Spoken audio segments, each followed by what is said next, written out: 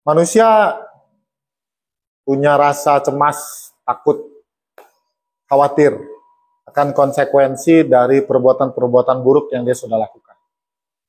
Khususnya menjelang kematian. Kalau orang tersebut sepanjang hidupnya banyak melakukan perbuatan-perbuatan buruk, aku salah kama, kemudian di akhir hidup, dia mulai melihat tanda-tanda dia akan meninggal, dia kemudian akan segera dijemput oleh ajal, biasanya akan muncul rasa khawatir, cemas, takut, nanti saya akan lahir di mana.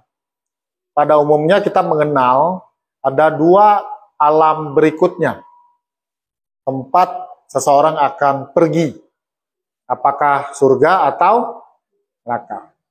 Secara sederhana, dari dulu kita diajarkan, kalau seseorang banyak berbuat dosa, seseorang banyak melakukan perbuatan buruk, dosa yang saya maksud dalam konteks agama Buddha ini adalah aku salah kama, maka orang tersebut akan muncul rasa takutnya. Aduh, jangan-jangan saya karena banyak dosa, banyak perbuatan buruk, kemudian saya akan lahir di neraka. Lalu gimana caranya supaya saya terhindar?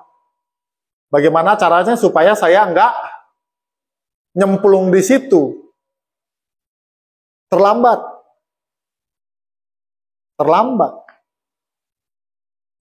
Di waktu-waktu menjelang kematian, di detik-detik ajal akan menjelang, seseorang kemudian menyesal, bertobat, itu gak akan ada banyak dampak.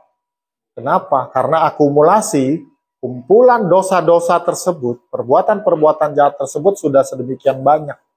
Sehingga dia tidak punya cukup waktu untuk bisa melakukan hal-hal yang bisa menetralisir perbuatan buruk tersebut. Jadi mumpung kita masih muda, mumpung kita masih punya tenaga, kekuatan, dan sumber daya untuk bisa mengubah hidup kita sekarang, jangan tunggu sampai tua. Jangan tunggu sampai ajal menjelang. Kita lakukan dari sekarang. Kita ingat bahwa yang namanya perbuatan dalam agama Buddha itu punya potensi konsekuensi. Oke, nah itu pertama yang harus teman-teman sadari, itu yang harus kita pegang. Lalu apakah ada cara untuk bisa menetralisir? Yang saya pernah belajar, udah menjelaskan perumpamaan segenggam garam. Ini sebuah perumpamaan yang sudah sangat populer. Garam segenggam dimasukkan ke dalam air segelas, dimasukkan, diaduk, diminum, rasanya asin benar. Sangat-sangat asin. Sebaliknya, garam segenggam dimasukkan ke dalam ember yang besar, di dalam bejana yang besar, lalu dimasukkan ke air, diaduk-aduk, maka rasa garam tersebut, rasa asinnya tentu tidak seasin kalau jumlah airnya hanya segelas. Lalu bayangkan kalau garam yang jumlahnya sama dimasukkan ke dalam danau yang airnya banyak. Tentu rasa asinnya itu tidak terasa. Garam kita analogikan sebagai perbuatan-perbuatan buruknya, sebagai dosa-dosa yang sudah dilakukan, sedangkan air adalah kebajikan-kebajikan, perbuatan-perbuatan positif, bajik, luhur mulia yang dilakukan. Lalu bagaimana caranya untuk menebus? Kalau kita pakai kata yang umum, bagaimana caranya menebus dosa? Bagaimana caranya kita membuat kita punya kehidupan yang baik, meskipun kita pernah melakukan hal-hal yang buruk? Sederhana sekali.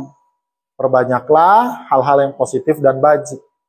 Agar konsekuensi dari dosa-dosa yang sudah dilakukan, perbuatan-perbuatan buruk yang sudah kita lakukan, itu kemudian tidak akan memberikan dampak atau konsekuensi yang parah.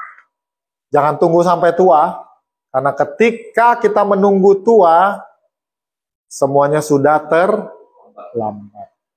Bahkan Buddha telah mengajarkan kepada kita, supaya selama kita masih memiliki kekuatan, kesempatan untuk melakukan banyak hal-hal yang positif, lakukan. Buat pilihan yang baik. Di dalam ajaran tentang daya upaya benar, Buddha mengajarkan hal yang buruk, hal buruk yang belum ada, jangan dimunculkan. Hal buruk yang sudah ada, dikurangi. Sebaliknya, hal-hal yang baik dan positif yang sudah ada diperbesar, sedangkan hal-hal yang positif dan baik yang belum ada dimunculkan.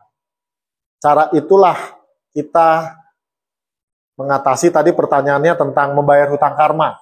Saya pikir itu adalah salah satu alternatif solusi dalam konteks hutang karma. Terima kasih.